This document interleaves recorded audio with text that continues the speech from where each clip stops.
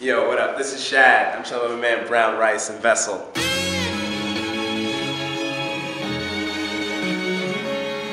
I get it. Maybe I'm not big cause I don't blog or Twitter.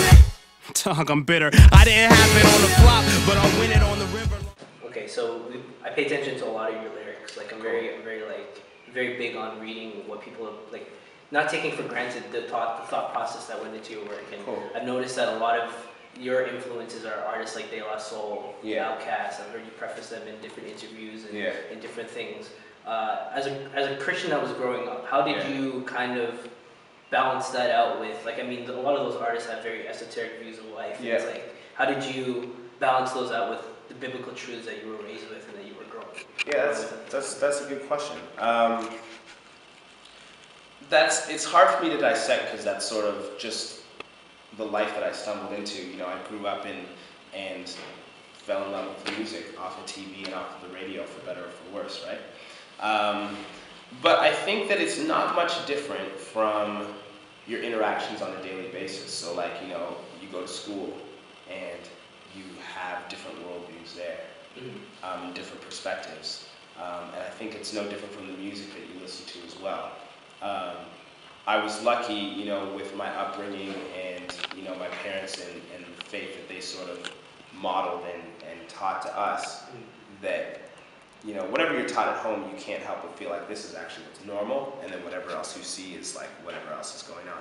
So I think that's sort of like, you know, created this situation where, like, I could listen to music, but because I was lucky, I had good parents, I had a good older sister, and I had a good community of people around me, I could sift through the messages and be like, this is important, that's not important, this is interesting, that's not interesting, that's worthwhile, that's not worthwhile, that's something I want to emulate, that's not something I want to emulate. What you're describing there is critical thinking. And like what we try to stand, like that's one value we try to communicate through Ginseng Radio, through Regen+Nation, through everything that we do, because we find that a lot of young people just do things. Just for the sake of doing it. It's I'll talk to a young guy and be like, why did you rock those sneakers today? Because I had them.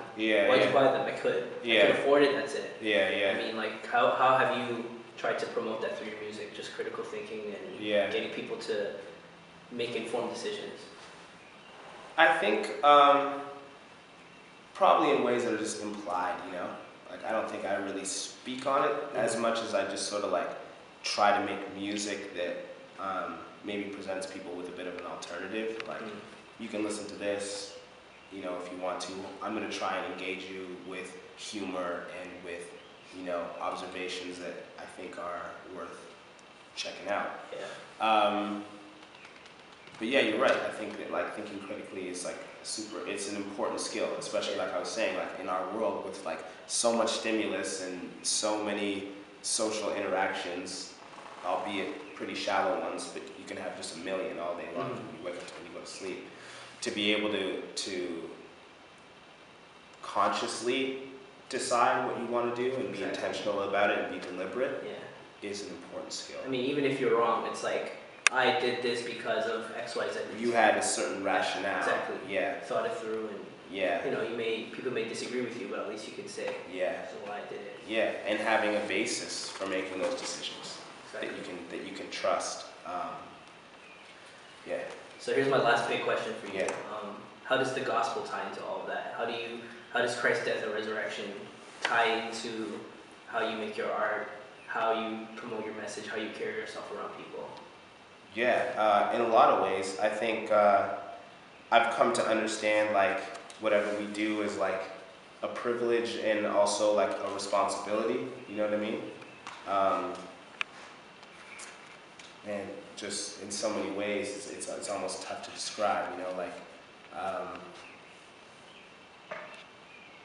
spiritual themes, spiritual metaphors, you know, the message of love as an uncompromising rule and something that can't die is deeply inspiring, and that inspires me on a day-to-day basis. Very cool. So I think that kind of crosses over into my music. I hope it does. I hope it crosses over into my life. Well, the reason we're interviewing is because we do see it. Cool. You know, we know that you probably do encounter a lot of people who probably don't pick up on a lot of it. Yeah. But we really appreciate it.